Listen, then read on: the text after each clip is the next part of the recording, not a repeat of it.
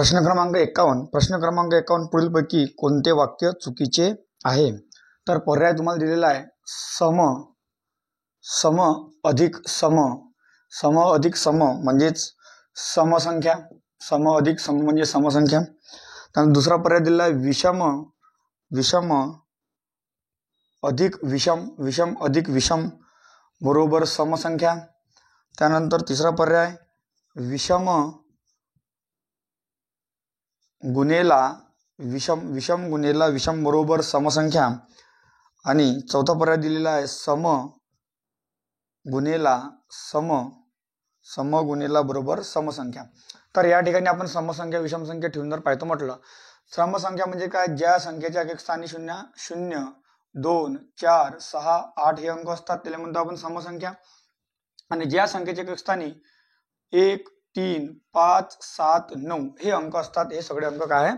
विषम संख्या. तर या ठिकाणी समसंख्या ठेवली, जर समजा याच्यापैकी कोणती संख्या ठेवली म्हणजे 4 अधिक 2 जर का आपण ठेवून पाहायचं म्हटलं, 4 आणि 2 किती होणार? 6. म्हणजे आपल्याला काय भेटते? समसंख्या भेटते, कारण की 4 आणि 2 सम आहे आणि 6 सुद्धा काय आहे? समच आहे. त्याच्यानंतर जर आता दुसरा पर्याय जर का आपण विचार करतो म्हटलं, म्हणजे पहिलं बरोबर आहे, आपल्याला चुकीचं ओळखायचं आहे. दुसरा पर्याय विषम विषम सम येते का? पोहतो विषम संख्या म्हणजे 3 अधिक 5 3 आणि 5 किती होते? 8 सम येते, बरोबर आहे. त्यानंतर हे म्हणजे हे पर्याय तुमचा काय बरोबर आहे. त्यानंतर पर्याय क्रमांक जर का आपण तिसरा ठेवतो म्हटलं, विषम गुणेला विषम विषम गुणेला विषम म्हणजे आता सम येते का? समजा 5 गुणेला समजा आपण 3 ठेवला तर 5 किती होणार? 15. ठीक आहे, 5 15 होते, परंतु 15 हे सम आहे का नाही? 15 हे कशी आहे? विषम आहे. म्हणून हे तिसरा पर्याय काय चुकीचा आहे. इथं सम गुणेला सम बरोबर काय होणार? सम. आता सम गुणेला सम म्हणजे 4 गुणेला 6 जर का आपण ठेवतो म्हटलं तर 6 चौक किती येणार? 24. म्हणजे शेवटी किती येणार? 4. म्हणजे हे सुद्धा काय आहे? बरोबर आहे. म्हणजे पर्याय क्रमांक 3 तुमचा 54. प्रश्न क्रमांक 54 म्हणते, इथं आकडा दिलेला आहे 1 5 0 0 0 0 1 5 0 0 अक्षरी किती येणार? तर पहा अक्षरी किती येणार, तर तुम्हाला अक्षरी माहिती पाहिजे. तर पहा एकक दशक शतक हजार 10,000 लाख कोटी 10 कोटी. आणि 10 कोटीच्या समोर 15 आहे, म्हणजे 15 ऐवजी 2 अंक आहे. म्हणजे म्हणण्याचा अर्थ ही इथून पर्यंत किती झाले? इथून एवढे पूर्ण 150 कोटी. हे इकडची किती आहे? 1,500. म्हणजे पर्याय क्रमांक काय येणार? पहिला 150 कोटी 1,500. 57 प्रश्न क्रमांक 57 तुम्हाला आकृती दिलेली आहे 7 इथं 39 आणि 10. ठीक आहे, अशा प्रकारे दिलेली आहे. इथं 5 15 आणि 20 आणि तिसरी आकृती दिली आहे 9 80 आणि प्रश्नार्थ चिन्ह. तर इथं 7चा वर्ग केलेला आहे. 7चा वर्ग किती होते? 49. आणि 49ला आपण 39 आणि 10च्या स्वरूपात तोडलं. इथं 5चा वर्ग होते 25 आणि 25ला 15 आणि 20च्या स्वरूपात तोडलं. मग इथं सुद्धा 9चा वर्ग किती होणार? 81. 81ला मग आपण 81ला आपण 80 आणि 1च्या स्वरूपात तोडलं. त्या प्रश्नार्थ चिन्ह जागी काय येणार? 1. म्हणजे पर्याय क्रमांक 2 1. प्रश्न क्रमांक 58 8वीच्या परीक्षेत ए गुणानुक्रमे बी च्या खाली होता. पहा आता याच्यात गुण कमी आहे, जास्त आहे, जाडा आहे, मोठा आहे, पतला आहे, काळा आहे, गोरा आहे, श्रीमंत आहे, गरीब आहे. समजा उच्च आणि नीच म्हणजे उच्च श्रेणी आणि खालच्या श्रेणीचा जर का समजा आपण विचार करतो म्हटलं, तर उच्च श्रेणीवालेले नेहमी वरचं ठेवायचं आणि खालच्या श्रेणीवालेले कसं ठेवायचं? खाली ठेवायचं. तर पहा हे कसं, तर काही विद्यार्थी काय करते? अशी रेषा पाडल्याने चुकते. आलं लक्षात? असं जर पद्धत नाही केली तर तुमचं चुकणार, म्हणून हे पद्धत चुकीची आहे. म्हणून एक सरळ पद्धत सांगतो पहा. तर ए गुणानुक्रमे बी च्या खाली आहे, म्हणजे ए गुणानुक्रमे बी च्या खाली आहे. बी च्या खाली आहे म्हणजे बी ए च्या काय वर आहे. ए गुणानुक्रमे बी च्या खाली आहे म्हणजे बी च्या खाली कोण आहे? ए. आणि म्हणजे म्हणण्याचा अर्थ ए च्या वरचं कोण आहे? बी आहे. सी हा ए च्या वर आहे. ए च्या वर सी आहे म्हणते. ए च्या वर सी आहे, पण असं सध्या कुठं दिलेलं नाही आहे की इथं आहे का इथं माहित नाही, म्हणून आपल्याला सी इथं लिहायला लागन आणि सी इथे सुद्धा लिहा, कारण की सी हा ए च्या काय वरता. इथे ठेवलं तरी वरतच राहणार आहे, इथे ठेवलं तरी वरतच राहणार आहे. सी हा ए च्या वर आहे, पण डी च्या खाली. सी हा ए च्या वर आहे परंतु डी च्या खाली. आता डी च्या खाली कोण आहे? सी आहे म्हणते, म्हणजे डी कुठं शकते? इथे येऊ शकते. आणि डी जर का मांडतो म्हटलं तर डी आपण हे इथं म्हणतात, इथं सुद्धा डी मांडू शकतो, कारण की सी हा डी च्या खाली आहे. म्हणून सध्या अजून पक्क झालेली नाही त्याची बैठक. त्यानंतर ई हा डी च्या वर होता म्हणते. ई हा काय म्हणते? डी च्या वर. डी च्या वर कोण होता? ई. आता डी च्या वर कोण होता? ई. डी च्या वर ई होता, म्हणजे डी च्या वर समजा आपण इथं ठेवून देऊ, डी च्या वर ई होता. किंवा ह्या ठिकाणी समजा इथे सुद्धा ठेवता येते, इथे सुद्धा ठेवता येते, तो डी च्या वरच येणार. ठीक आहे, परंतु इथं असणार तर हे खालचे नाही येणार. ई हा डी च्या वर आहे. तर सर्वात खालचा क्रमांक कोणाचा? मग आता सर्वात खालचा क्रमांक कोणता? म्हणजे DECB याच्याशी लेनदेनच नाही आहे, म्हणून सर्वात खालचा क्रमांक कोणता? ए, म्हणजे पर्याय क्रमांक 4 ए. क्रमांक 60 म्हणते जर आता हे असं चिन्ह दिलेलं आहे, आता याला ग्रेटर दॅन, लेस दॅन, लहान मोठे चिन्ह ओळखा अशा प्रकारे म्हटल्या जाते. पण इथं आता चिन्ह लक्षात राहत नाही भरपूर ठिकाणी, म्हणजे ग्रेटर दॅन म्हणते, लेस दॅन म्हणते, लहान मोठे कोणते, ह्या चिन्हावरून भरपूर वेळा कन्फ्युजन होते. तर बघा मी सरळ सांगतो, ट्रिक सांगतो. तर तुम्हाला विचारलं निश्चितपणे कोणतं सत्य आहे, तर सी आणि ए. दुसरा पर्याय दिलेला आहे बी आणि डी.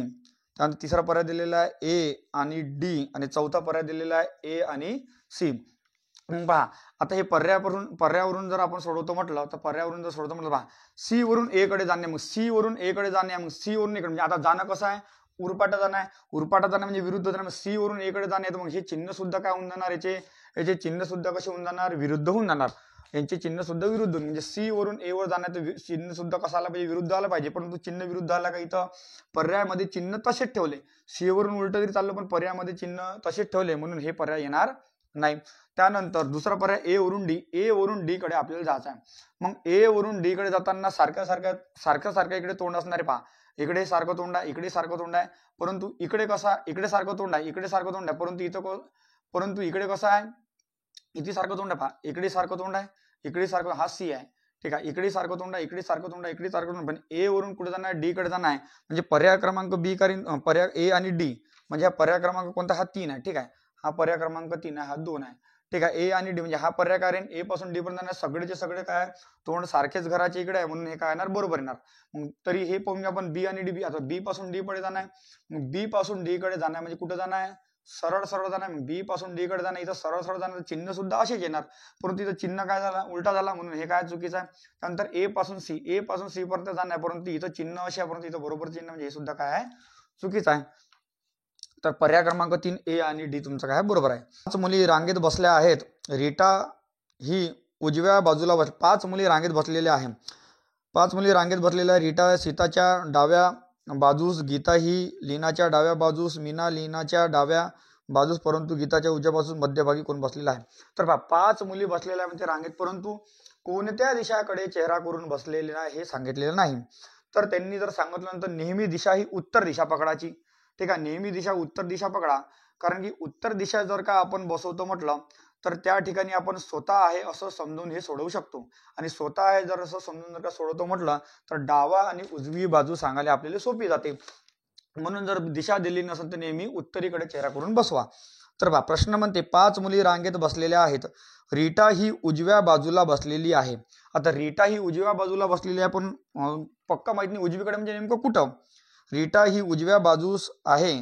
रीटाच्या नंतर तिच्या डाव्या रीटा नंतर सीता तिच्या डाव्या बाजूस आहे.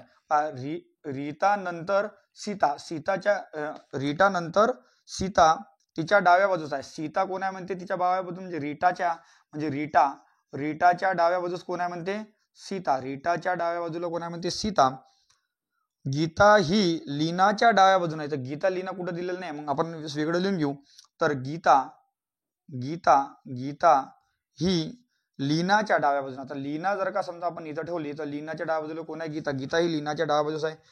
मीना लीनाच्या डाव्या बाजूला आहे. मीना जे आहे ते लीनाच्या डाव्या लीनाच्या डाव्या बाजूला आहे. मीना हे लीनाच्या डाव्या बाजूला, म्हणजे इथं कुठेतरी असणार. कोण? मीना लीनाच्या डाव्या बाजूला आहे, परंतु गीताच्या उजव्या बाजूला, म्हणजे मीना इथं येणार नाही, तर इथं कुठेतरी मंदात येणार, म्हणजे गीताच्या उजव्या बाजूला कोण आहे म्हणते? मीना, ठीक आहे. मीना. तर मध्यभागी कोण बसलेला आहे? मग आता झालं. पहा आता इथं रीटा, समजा इथं बसली रीटाच्या डाव्या बाजूला कोण आहे? सीता. त्यानंतर लीनाच्या डाव्या बाजूला, तर लीना समजा इथं बसवली, लीनाच्या डाव्या बाजूला कोण आहे म्हणते? गीता. म्हणजे गीता समजा इथं असन किंवा गीता इथं असन. लीनाच्या डाव्या बाजूला गीता आहे. लीनाच्या डाव्या बाजूला गीता आहे, परंतु गीता आहे. मीना लीनाच्या डाव्या बाजूस, परंतु गीताच्या उजव्या बाजूला गीता, म्हणजे इथं जर ठेवली तर गीताच्या उजव्या बाजूला कोण येणार? मग इथं मीना येणार. या प्रकारे बैठक होणार. तर मध्यभागी कोण बसलेला आहे? तर मध्यभागी कोण बसलेली आहे? लीना बसलेली आहे. क्रमांक 65 प्रश्न क्रमांक 65 म्हणते एका संख्येची 7 पट व 4 पट यांची बेरीज 66 आहे. आता समजा आपल्याला संख्या माहित नाही, समजा आपण संख्या पकडू x, मग त्या संख्येची 7 पट म्हणजे x ची किती पट 7 पट आणि त्या संख्येची 4 पट म्हणजे x गुणिला 4 यांची बेरीज म्हणजे जोडा लागेल. यांची बेरीज म्हणजे किती आहे म्हणते 66. मग आपल्याला x काढणं आहे. मग इथं 7 गुणिला x म्हणजे 7x, 4 गुणिला x म्हणजे 4x, म्हणजे इथं होणार पहा इथं 7x अधिक 4x बरोबर किती येणार 66. म्हणून तुम्हाला x काढायचा आहे. 7 आणि 4 किती होणार 11x बरोबर 66. मग इथं x काढायचा आहे बरोबर 66. हा इकडे गुणाकारात आहे. याच्यासोबत संबंध कसा यायचा इथं काहीच नाही म्हणजे काय गुणाकार आहे. याचा संबंध इकडे जाताना काय होईल हा इकडे गुणाकाराचा, इकडे जाताना काय होणार भागाकार होणार. ठीक आहे, नेहमी लक्षात ठेवायचं पहा. प्लस आहे बरोबरच्या तिकडे जाताना काय होणार मायनस आहे बरोबरच्या तिकडे जाताना होणार प्लस. भागाकार आहे बरोबरच्या तिकडे जाताना होणार गुणाकार आहे बरोबरच्या तिकडे जाताना काय होणार भागाकार. नेहमी लक्षात ठेवायचं. आता जसं तुम्हाला आता समजा आता घरी तुम्हाला काय म्हणते बाबू लावत राहते आहे का नाही, घरी तुम्हाला बाबू करते. जसं तुमचं लग्न झालं मग तुम्हाला काय म्हणणार, मग तिकडे गेल्यानंतर घरी तर तुम्ही बाबू आहे पण तिकडे गेल्यावर काय होणार तुमचा नाताबद्दल काय होऊन जाणार जवळ येऊन जाणार. मग आता सध्या घरी तुम्हाला काय चालू राहते बाई असं कर बाई तसं कर बाई. मग बाईचं जसं लग्न झालं बाई गेली दुसऱ्या घरी. मग दुसऱ्या घरी बाई गेल्याबरोबर काय होते बाईची काय होऊन जाते मग बाईची काय होऊन जाते सूनबाई. आलं का लक्षात, म्हणजे काय होते रिलेशन बदलून जाते. आलं का लक्षात, रिलेशन बदलून जाते. ठीक आहे, म्हणून आता इथं x बरोबर मग आता येले जर का भागतो म्हटलं तर 11 सकम किती होणार 66. म्हणजे x बरोबर किती आला तुमचा 6. x बरोबर तुमचा 6 आला. मग x तुमचा 6 आला तर ह्या x च्या ठिकाणी 6 ठेवा म्हणजे 11 साइन साती किती होणार 42 आणि 6 चूक किती होणार 24. मग पुढं काय म्हणते तर यांच्या पटीतील वजाबाकी किती म्हणते. वजाबाकी म्हणजे याच्यातला काय विचारला फरक. मग वजाबाकी फरक म्हणजे किती येणार 18चा. म्हणजे पर्याय क्रमांक 4 18. प्रश्न क्रमांक 66 रानू 48 वर्षाची आहे. रानू आपल्याला दिलेल्या 48 वर्षाची आहे. रॉबिन हा रानूपेक्षा 6 वर्षांनी लहान आहे. ठीक आहे, समजा हे रानू आहे, इथं आपण लिहून घेऊ रानू, रॉबिन, अजून समोर कोण आहे रॉबिन 6 वर्षांनी लहान आहे. रोहित आहे, रोहित पेक्षा 14 वर्षांनी मोठे आहे. रानूला 2 मुली आहेत निथू आणि विनू. आता हिला 2 मुली आहे म्हणते निथू आणि विनू. रोहितची लहान बहीण कीर्ती आहे. रोहितले एक बहीण सुद्धा आहे म्हणते रोहितले एक बहीण सुद्धा आहे, तिचं नाव काय कीर्ती.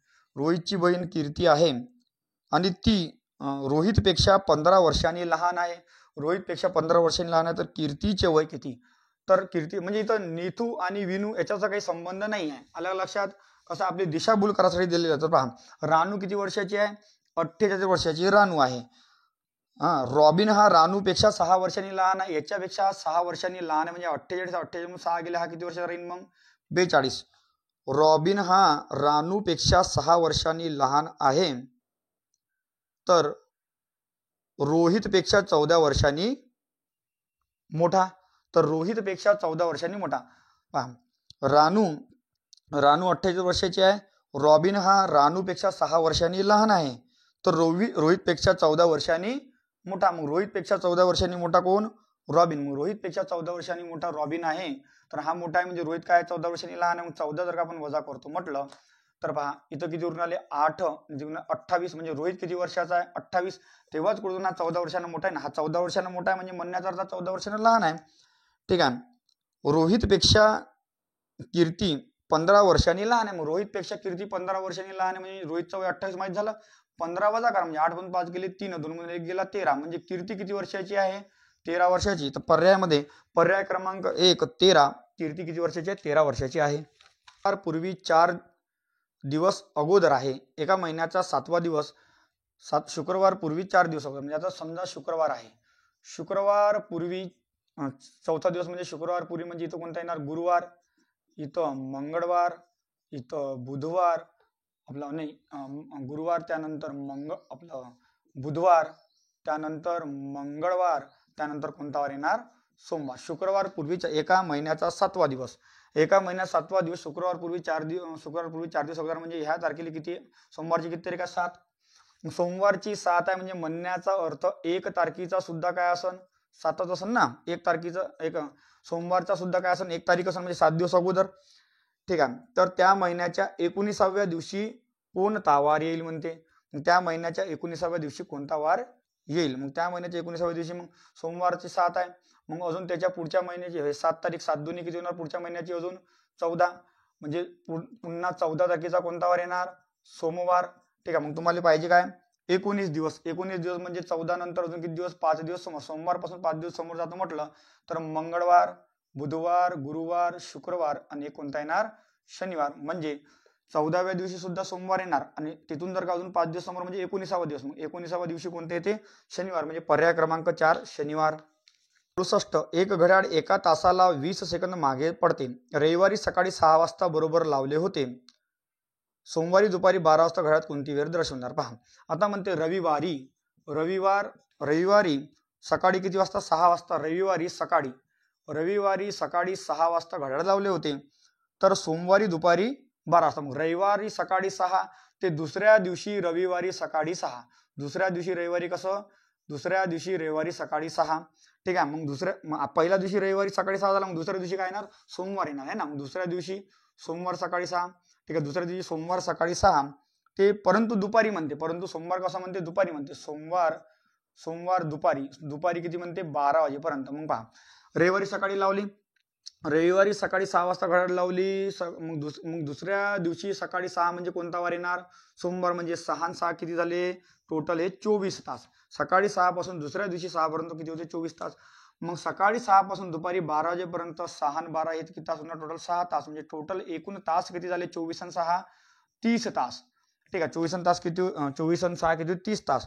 मग दर तासाला 12 सेकंद मागं जाते. मग दर तासाला 12 सेकंद मागं जाते म्हणजे म्हणण्याचा अर्थ 1 तासात किती सेकंद मागं जाते 20 सेकंद. 1 तासात 20 सेकंद मागं जाते.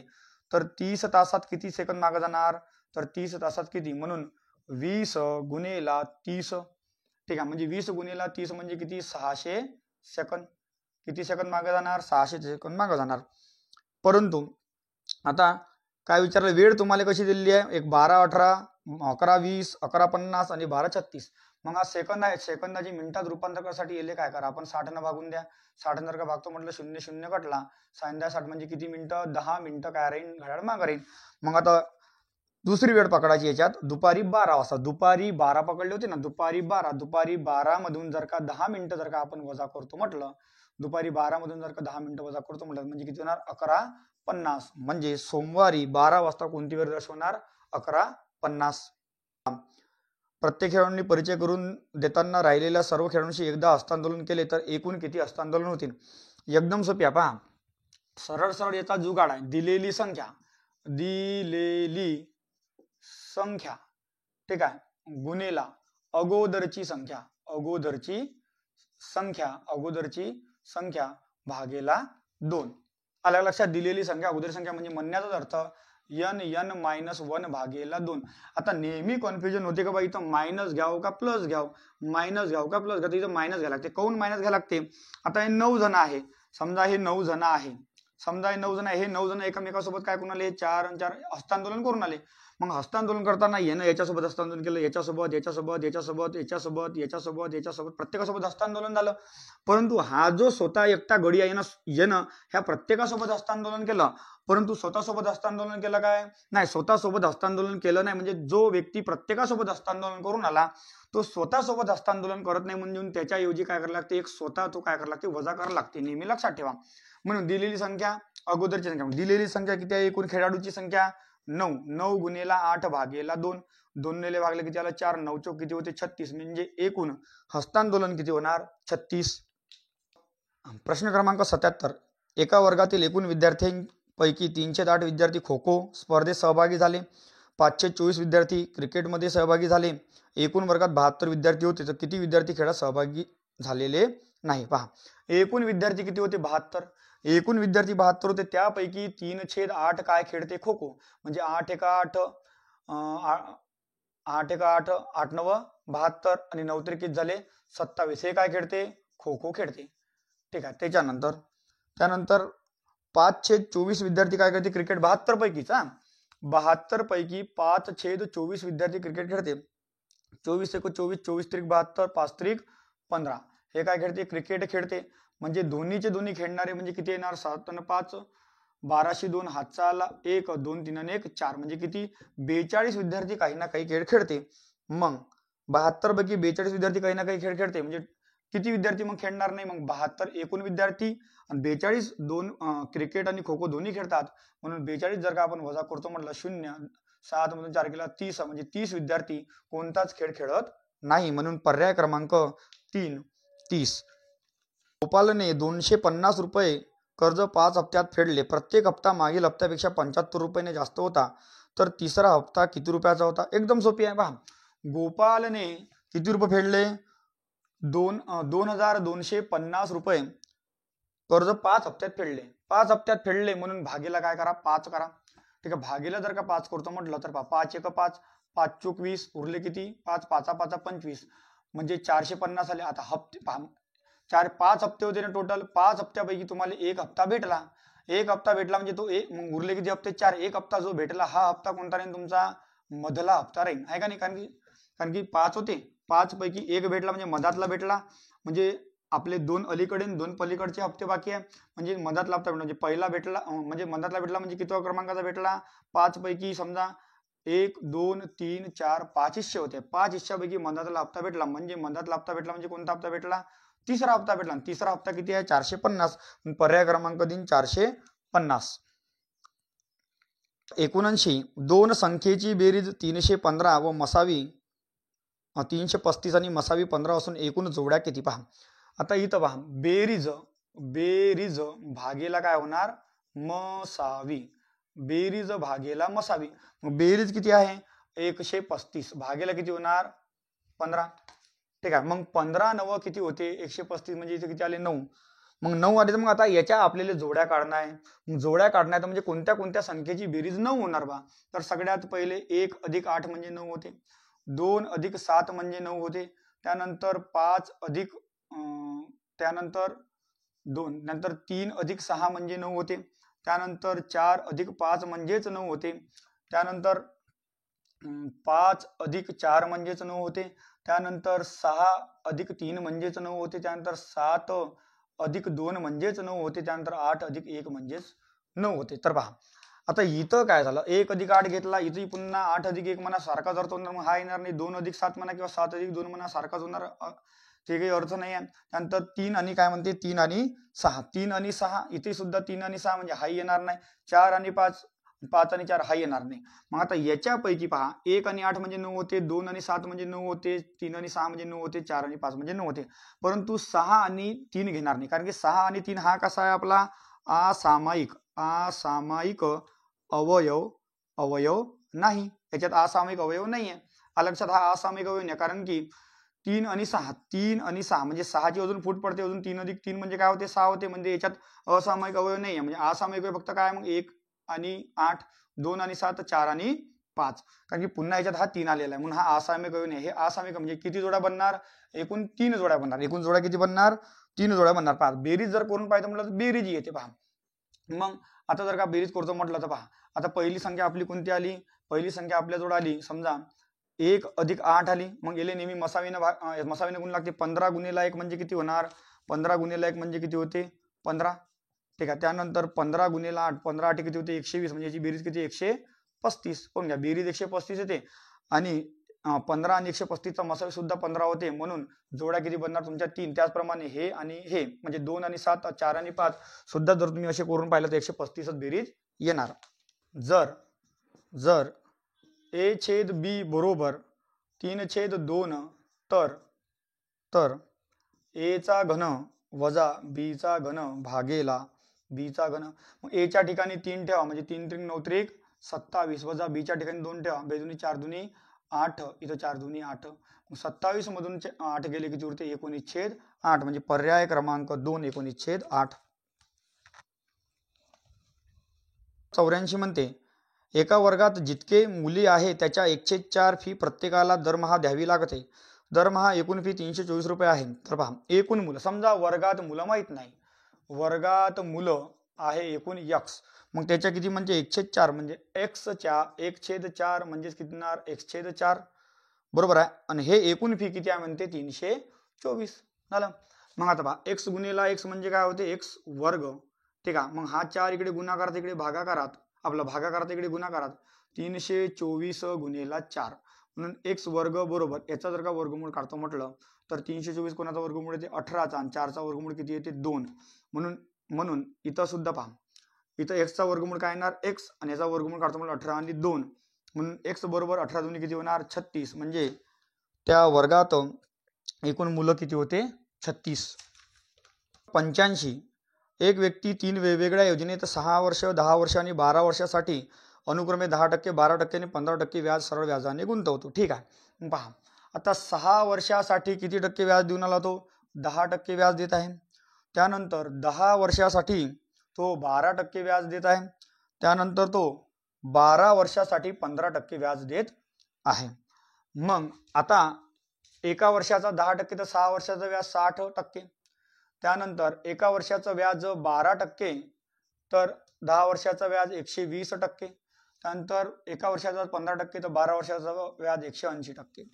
ठीक आहे. मग आता याचं काय म्हणणं आहे का बा याच्या रेशो काढायचा आपल्याला रकमेचे काय काढायचे रेशोचे गुणोत्तर काढायचं. मग सोडवा 0 0 कटला पुन्हा ही संख्या कोणत्या एकत्रित संख्येने कटते 6 1 6 sin 2 12 sin 3 18. मग आपल्याला रेशो काढणं पहा. आता एक तर याचा लसावी काढा किंवा पहा एक सोपी पद्धत सांगतो. आता समजा हा A आहे हा B आहे आणि हा C आहे. जो तुम्हाला पाहिजे तो झाकून ठेवा. तुम्हाला A पाहिजे A झाकून ठेवा याचा गुणाकार करा 3 दुनी 6. B पाहिजे B झाकून ठेवा याचा गुणाकार करा 3 1 3. C पाहिजे C झाकून ठेवा A आणि B चा गुणाकार करा 2 1 2. म्हणजे याचे गुणोत्तर किती होणार 6 3 आणि 2 म्हणजे पर्याय क्रमांक 2 6 3 आणि 2. 87 प्रश्न क्रमांक 87 15 लिटर मिश्रणात 40% अल्कोहोल आहे तर मिश्रणात किती लिटर पाणी टाकावे की अल्कोहोलचे प्रमाण 25% होईल. पहा आता याचे दोन पद्धती सांगतो पहा. 15 लिटर म्हणजे 15 लिटरचे 40% काढा पहिले. 15 लिटरचे 40% जर काढतो म्हटलं तर 5 दुनी 5 3 15 5 दुनी 10 2 दुनी 4 म्हणजे 3 दुनी 6 म्हणजे 15 लिटर मध्ये 40% अल्कोहोल आहे म्हणजे 6% काय आहे हा अल्कोहोल. ठीक आहे. मग 6% अल्कोहोल आहे म्हणजे 15 पैकी 6 अल्कोहोल आहे तर मग उरलेले 9 लिटर काय दूध आपलं काय पाणी आहे 9 लिटर काय पाणी आहे. मग साधी गोष्ट आहे. मग इथं अल्कोहोलचे प्रमाण किती आहे 6 आणि पाणीचे प्रमाण किती आहे 9. ठीक आहे. मग म्हणते याच्यात किती लिटर पाणी टाकावे किती लिटर पाणी टाकावं लागेल म्हणजे पाण्यात काय करायला x प्लस करायला किती लिटर पाणी टाकावे की अल्कोहोलचे प्रमाण किती होणार 25%. मग टोटल प्रमाण किती असते 100%. मग अल्कोहोलचं प्रमाण 25% होऊन आलं तर मग उरलेलं 75% प्रमाण कोणाचं होणार पाण्याचं होणार. मग आता हे तुम्हाला सोडवा लागेल. हे सोडवतो म्हटलं तर पहा आता याच्यासोबत तिरपा गुणाकार केल्यापेक्षा कटत असेल तर पहिले काटून द्यायचे 25 1 25 25 3 75. मग तिरपा गुणाकार sin 3 किती होणार 18 बरोबर 9 गुणिला 1 म्हणजे 9 आणि x गुणिला 1 म्हणजे किती होणार इथे किती येणार x. मग 9 मधून 18 गेले किती उरते 9 म्हणजे x बरोबर किती येणार 9 म्हणजे किती लिटर पाणी टाकावे लागेल 9 लिटर. एक तर असं किंवा याचे एक सूत्र आहे पहा. याचे एक सूत्र म्हणजे आता m म्हणजे काय दर्शवणार m म्हणजे दर्शवणार तुम्हाला लिटर म्हणजे 15 लिटर दर्शवते. त्यानंतर y म्हणजे दर्शवते तुम्हाला 25% आणि x म्हणजे दर्शवते तुम्हाला 40%. सूत्र म्हणजे असं आहे पहा इथं m कंसात x मायनस वाय भागेला काय येतात y. मग आता m म्हणजे किती आहे 15. ठीक आहे. कंसात x किती आहे तुमचा 40 y किती आहे तुमचा 25 भागेला काय येणार y म्हणजे काय येणार 25. मग इथं 15 गुणेला 40 मधून 25 गेले किती उरते 15 भागेला 25. हे जर का सोडवतो म्हटलं तर 5 5 25 5 3 15 5 3 15 3 3 9 म्हणजे किती लिटर येणार 9 लिटर. एक तर असं सोडवा किंवा असं सोडा दोन पैकी काही करा येणार सारखंच. ते 81 संख्यांची सरासरी 54 आहे त्यापैकी 59 संख्येची पाहता एकदम बेसिक सांगतो फक्त इथं करेक्शन थोडंसं असं आहे तुम्हाला 88 संख्या दिली 88 जागेवर 81 करा एकूण संख्या. मग 81 संख्येची सरासरी किती आहे 54 म्हणजे गुणाकार जर आपण करायला लागेल आपल्याला 81 गुणिला 54 4 1 4 8 8 चौक 32 आहे का ना 4 1 4 8 चौक 32. ठीक आहे. इथं 0 5 1 5 8 5 40 4 7 3 आणि 4. ठीक आहे. म्हणजे याची बेरीज किती आली 43 74. मग नंतर काय म्हणते 59 संख्येची सरासरी 52 59 ची 52 आहे म्हणून इथं 59 गुणेला किती होणार 52. 9 दुनी 18 8 हातचा आला 1. 5 दुनी 10 आणि 1 11. इथं 0. 9 5 45 5 हातचे आले 4. 5 5 25 25 आणि 4 किती होणार 29. त्याची बेरीज करा 8. 5 आणि 1 6. 9 आणि 1 10ची 0 हातचा आला 1 म्हणजे 30 68. इथं 30 68 झाले. त्यानंतर 21 संख्येची सरासरी 6. 21 संख्येची सरासरी किती आहे 60 आहे. म्हणून 21 गुणेला 60. पहिले जर का भागतो म्हटलं 0. 6 1 6 6 2 म्हणजे 1260. ठीक आहे म्हणजे किती आले 1260. मग 1260 आले. मग याची वजाबाकी जर बेरीज करा पहिली. इथं 8 6 6 12 हातचा आला 1 3 म्हणजे किती झाले 43 28. मग 43 मग याच्यातून तुम्हाला 43 28 वजा करायचे आहे. मग इथं 43 74 वजा 43 किती होणार 28. वजाबाकी जर आपल्याला करायचे पहा. मग 8 मधून तर 6 जात नाही. याच्यातून एक उसना घेतला म्हणजे किती आले 14 मधून 6 8 गेले किती उरते 6. मग याच्यातून एक घेतला म्हणजे किती झाले 3. 7 मधून 3 गेले किती उरते 4. म्हणजे 60व्या क्रमांकाची तुमची जी संख्या आहे ते कोणती येणार 46. ठीक आहे. आता एवढा मोठा गुणाकार केल्यानंतर तुम्हाला उत्तर भेटलं पहा. तुम्हीच पहा किती वेळ लागला. आता पण मी तुम्हाला एकदम शॉर्टकट सांगतो. याचा शॉर्टकट सांगतो पहा. याचा शॉर्टकट पहा. आता आपल्याला शॉर्टकट करायचं असेल तर कसं करावं लागेल पहा. लक्षात घ्या पहा. इथं काय म्हणते प्रश्न म्हणते 81 संख्याची सरपा संख्या इथं दिलेली आहे संख्या आणि इथं दिलेली आहे सरासरी. ठीक आहे. मग एकूण संख्याची सरासरी सध्या लिहायची नाही. पुढे चला. पुढे म्हणते 59 संख्येची सरासरी किती दिलेली आहे तुम्हाला 52. 59 संख्येची सरासरी 52 व शेवटची 21 संख्येची सरासरी किती दिलेली आहे 60. तर 60वी संख्या कोणती पाहिजे 59 आणि 21. 60वी संख्या म्हणजे एक जे साधी संख्या उरली एक सिंगल त्याची सरासरी किती म्हणते. मग आता आपल्याला टोटल संख्या किती होती 81. 59 आणि 21 झाले 80 आणि 21 झाली 81. ठीक आहे. 60व्या क्रमांकाची आहे म्हणजे एकच संख्या आहे ती. ठीक आहे. मग 81 संख्यांची सरासरी किती दिली आहे 54. मग ते सरासरी इथं लिहा. मग आता याच्या पुढे काय करायचं याच्यासोबत याचं समजा कॉम्पॅरिझन करा. 54 पेक्षा कितीनं कमी आहे 2 न कमी आहे म्हणून 2 वजा 2 गुणेला याच्यासोबत गुणाकार होणार इथं 59. त्यानंतर याच्यापेक्षा कितीनं जास्त आहे 6 न जास्त म्हणून याच्यासोबत याचा गुणाकार होणार इथं अधिकचं चिन्ह 21 गुणेला 6. मग 59 गुणेला 2 म्हणजे किती होणार 118 मायनसचा अधिक 21 गुणेला 6 1 3 12 म्हणजे 126. याची जर का आपण वजाबाकी जर करतो म्हटलं तर पहा 126 वजा 118 म्हणजेच पहा 8 किती उरून आले 8 1 1 आला म्हणजे झाले 0 0 म्हणजे किती उरते 8 म्हणजे इथं प्लसचा काय उरला 8. मग इकडे जाताना काय होणार मायनसचा 8 आणि संख्या किती आहे इथं 1 म्हणून भागीला 1 म्हणजे -8. सरासरी किती पकडली होती 54. 54 मधून -8 गेले किती उरते 46. म्हणजे ती संख्या कोणती आहे ते 60व्या क्रमांकाची 46. अशा प्रकारे सरासरीचं कोणते गणित तुम्ही करू शकता. आला लक्षात. एकदम शॉर्टकट आहे. प्रश्न क्रमांक 90. रमेशने काही रक्कम उधार घेऊन 2 वार्षिक हप्त्यात 24 रुपये प्रति हप्त्याप्रमाणे परत केली तर चक्रवाढ व्याजाचा दर 10% असेल तर रमेशने किती रक्कम उधार घेतली होती. पहा याचं सूत्र आहे. याचं सूत्र म्हणते पहा 100 गुणेला हप्ता भागेला 100 अधिक दर.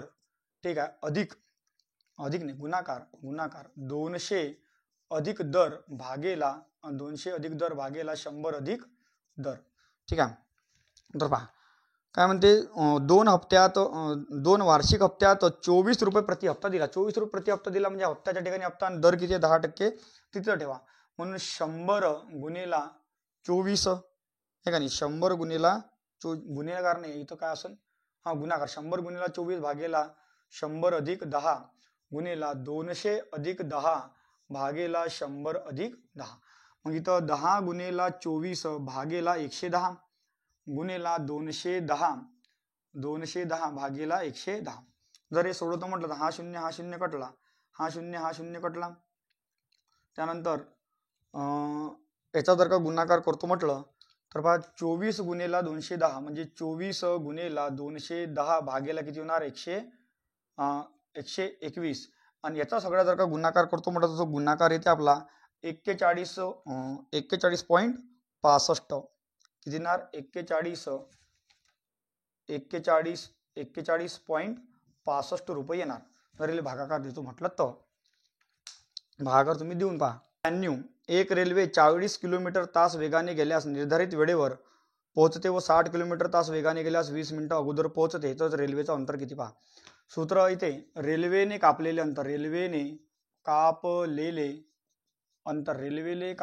अंतर काय येणार वेगांचा लसावी, वेगांचा LCM म्हणजे लसावी गुणेला वेळ.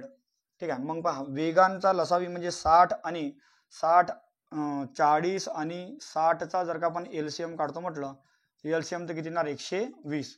120 आणि वेळ किती दिलेली आहे 20 मिनिटं. हे किलोमीटर आहे, हे 20 मिनिटात आहे म्हणून सेकंदात करण्यासाठी 60 न भागा लागन. 0 0 कटले 6 1 6 6 दुनी 12 आणि म्हणजे बेदुनी आता 120 बेदुनी 4 म्हणजे किती येणार 20 दुनी 40 म्हणजे म्हणण्याचा अर्थ किती अंतर कापले असेल 40 किलोमीटर अंतर कापले असेल. काही माणसे एक काम 70 दिवसात पूर्ण करतात. पहा काही माणसे एक काम 70 दिवसात पूर्ण करतात जर माणसे 2 कमी केले. ठीक आहे. मग आता तेच काम आहे, माणसे 2 कमी, पहिले 100 होते 2 माणसे कमी केले तर काम संपण्यासाठी 10 दिवस जास्त लागतात. तर पहिले 70 दिवस लागत होते, 10 दिवस जास्त म्हणजे किती येणार इथं 80 दिवस येणार. मग आता हे सोडवा, मग इकडे 80 गुणाकार तिकडे भागा करताना चालते x गुणेला 70 भागेला 80 0 0 कटला इथं x वजा 2. मग इथं 7x हा भागाकाराचा आहे बरोबर, इथं x वजा 2 हा इकडे जाणार पुन्हा गुणाकारात. जर इथं 7x बरोबर 8 गुणेला x म्हणजे होणार 8x. ठीक आहे. 8 गुणेला 2 म्हणजे होणार -16. ठीक आहे. मग 8x इकडे जर का आपण आणतो म्हटलं तर काय येणार -x बरोबर काय येणार -16. मायनस मायनस कटला म्हणजे x बरोबर किती येणार 16. म्हणजे आणखीन किती माणसे कामावर घ्यावे लागणार तर 16 माणसे कामावर घ्यावे लागणार. मिनिटानंतर C नळ बंद केला व असता B व A ती टाकी 48 मिनिटात भरतात तर C एकटा तेच किती वेळात भरेल. पहा ABCचं सूत्र पहा ABC गुणेला BC भागेला ABC वजा BC अधिक C हेच एक सूत्र निर्माण होणार. ठीक आहे. या ठिकाणी XYZ सुद्धा तुम्हाला देऊ शकते, अ ब क ड सुद्धा देऊ शकते, पण सूत्र असंच निर्माण होईल. तर ABC किती 36 मिनिटं दिलेले आहे आणि BC किती दिलेला आहे ABC त्यानंतर AB हा इथं AB इथं AB मग ABC 36, A आणि B किती दिलेला आहे A आणि B 48 भागेला ABC 36 वजा 48 गुणेला आपला गुणेला म्हणतो भाग प्लस C किती दिला आहे C किती दिला आहे तुम्हाला C दिलेला आहे 12 प्लस नाही इथं गुणाकाराचे C येणार 12 इथं काय येणार गुणाकाराचे येणार. ठीक आहे. पहा मग इथं 36 गुणेला 48.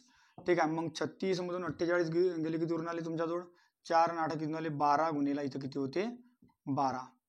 नाही इथं चिन्ह प्लसच येणार, चिन्ह कायचं येणार प्लसच येणार म्हणून इथं चिन्ह काय येणार प्लसच येणार.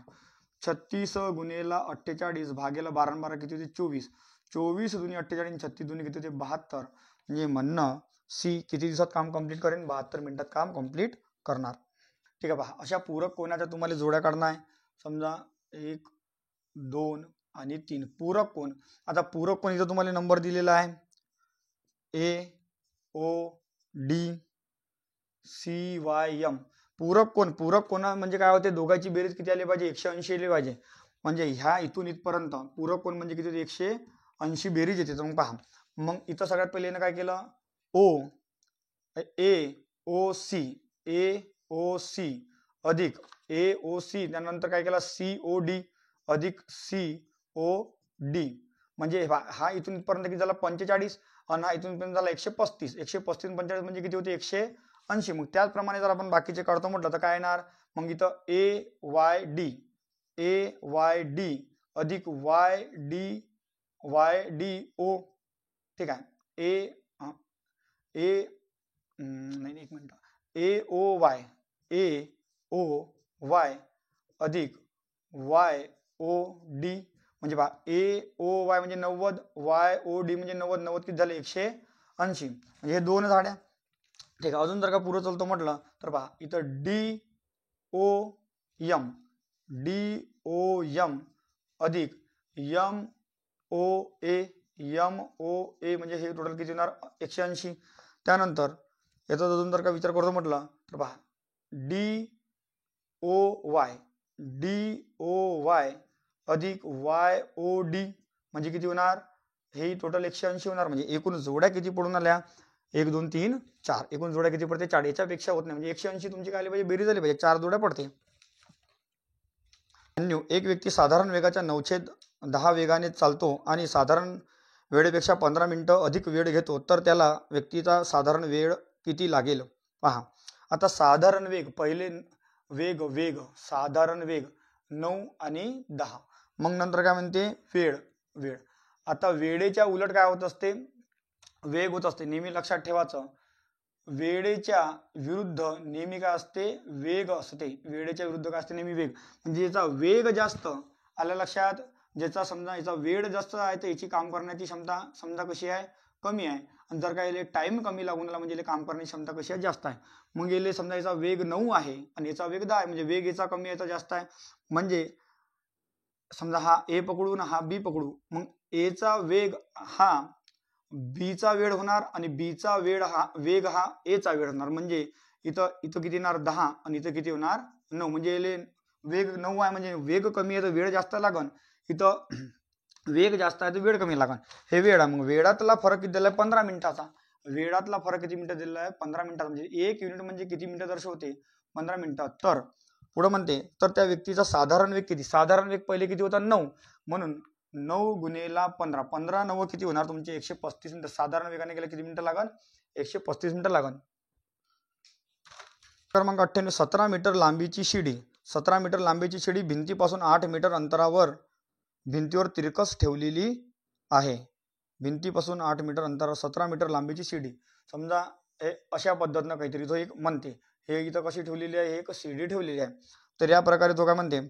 तर 17 मीटर लांबीची शिडी. हे काय आहे? तुमची शिडी होय. ठीक आहे. 8 मीटर लांब भिंतीशी, 8 मीटर लांब, हे काय? भिंत खाली नसते, भिंत वर असते. 8 मीटर लांब भिंतीशी तिरकस ठेवलेली आहे. हे तिरकस ठेवलेली आहे.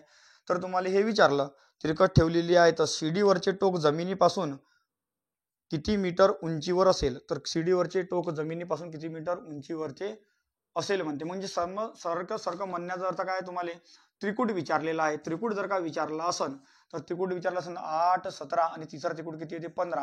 म्हणजे पर्याय क्रमांक 4 काय येणार? 15.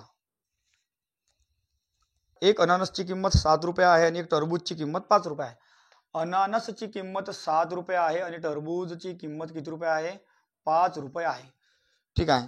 मोहनने 38 रुपये देऊन दोन्ही फळ खरेदी केले तर अननसची खरेदी केली. फक्त पर्यायावरून जायला लागणार. पर्यायावरून जर आपण अननस जर का विचार करतो म्हटलं, समजा 7 रुपयाचा एक अननस 7 किती रुपये झाले? 21 रुपये.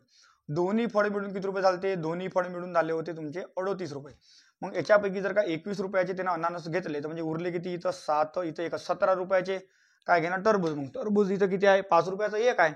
मग 5 न 17 भाग जात नाही म्हणजे 3 येणार काय? 3 येणार नाही. मग त्याच्यानंतर मग आपण 4 पर्याय घेतो म्हटलं तर 7 चोक किती होणार? 28. म्हणजे म्हणण्याचा अर्थ 28 रुपयाचे काय घेतले? त्याने अननस घेतले. म्हणजे एकूण किती रुपये झाले? 38. 38 मधून 28 रुपये गेले म्हणजे उरले किती? 10 रुपये. आता 10 न 5 भाग जाते म्हणून 5 दोन्ही 10 म्हणजे काय येणार? म्हणजे अननसची किंमत किती रुपये येणार? 4. अननस किती घेतले त्यानं? 4 अननस खरेदी केले.